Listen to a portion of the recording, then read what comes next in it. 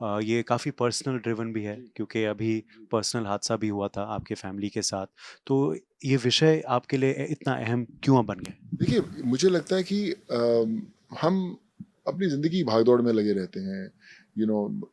Career बनाना है, films करनी है, चैनल में काम करना है, हर चीज़ करते हैं। हम लोग हर रोज़ सुबह एक प्लानिंग करके घर से निकलते हैं। पर आप विश्वास मानिए, एक छोटा-सा एक फ्रैक्शन ऑफ ए सेकंड होता है जब ज़िंदगी बदल देता है। ना सिर्फ़ आपकी, आपके साथ जुड़े हुए जितने लोग होते हैं उनकी ज़िंदगी। और हम कई बार ग्रांटेड ले लेते हैं कि यार हम बैठे हैं तो कुछ नहीं होगा। पीछे वाले तो, मैं आज भी जब मैं सड़क पे चलता हूँ तो मैं पीछे वाले को नोटिस करता हूँ सीट बेल्ट पहनी है।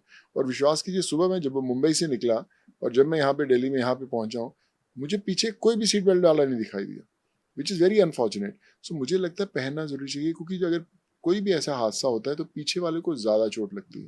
लोग ये भूल जाते हैं कि अरे आगे वाला बैठा, उसको पीछे वाले को ज़्यादा चोट मिलती है, क्योंकि जितनी स्पीड पे गाड़ी लगती है, उसके पास ट्रैवल करने का डिस्टेंस ज़्यादा होता है और उतनी स्पीड पे उसकी चोट लगती है। सो ये तो शुरुआत है। मैं कोशिश करूँगा कि इतना इस मिशन के बारे में बात हो कि आप जैसे ही गाड़ी में बैठे ऑटोमैटिकली सीट बेल्ट लगनी चाहिए। इनफैक्ट मैं आज सुबह जब दिल्ली आ रहा था, मेरे साथ नितिन गडकरी जी भी बैठे थे। अच्छा। तो उन्होंने इनफैक्ट बोला कि यार बड़ा अच्छा कमाल का मैसेज था, पहुँचा है। हमें इसके ऊपर और कुछ प्रोग्राम्स करने चाहिए। सो आइडिया ये है कि यार जब आप मैसेज देते हैं और सही लोगों तक पहुँच जाए, और अगर आप उससे एक भी जान बचाएँ पाएँ, तो मुझे लगता है वो वर्थ होगा। और जान बचाएँ और कुछ लोग जिनको नहीं पता है वो हम बता दें आपको कि सोनू की वाइफ़ और उनकी सिस्टर की जान शायद इस वज़ह जी, से बची। बिल्कुल। इनफैक्ट अभी जो नागपुर में हादसा हुआ था, उसमें मेरी वाइफ़ थी, मेरा नेफ्यू था, मेरी सिस्टर इन लॉ थी, और उन्होंने सीट बेल्ट पहना हुआ था, और काफ़ी यू नो सीरियस एक्सीडेंट था, लेकिन वो बच इसलिए पाए क्योंकि सीट बेल्ट पहनी थी। सो बड़ा इम्पोर्टेंट है, एंड आई थिंक आप अपने अपने लिए नहीं, अपने परिवार वालों के लिए सीट बेल्ट ज़रूर पहने, क्योंकि मैंने जो कैंपेन शुरू किया था उसका मकसद वही था कि अगर सीट बेल्ट नहीं तो आपका परिवार नहीं। अब बात करते हैं इस साल में बहुत कुछ जैसे आप कह रहे हैं हो चुका है ऑलरेडी बट साल की शुरुआत हुई थी आपकी फ़िल्म के ज़रिए। फ़तेह was the first big release of the year और ये फ़िल्म इसलिए ख़ास नहीं थी क्योंकि आप सिर्फ़ एक्टिंग कर रहे थे बट आपकी डायरेक्टोरियल डेब्यू भी थी। तो अब व्हेन यू लुक बैक क्या रिस्पॉन्स रहा? अब तो ख़ैर ओटीटी पे भी जी। आ चुकी है तो what would you say about the whole experience? बड़ी बड़ी स्पेशल जर्नी थी फतेह की।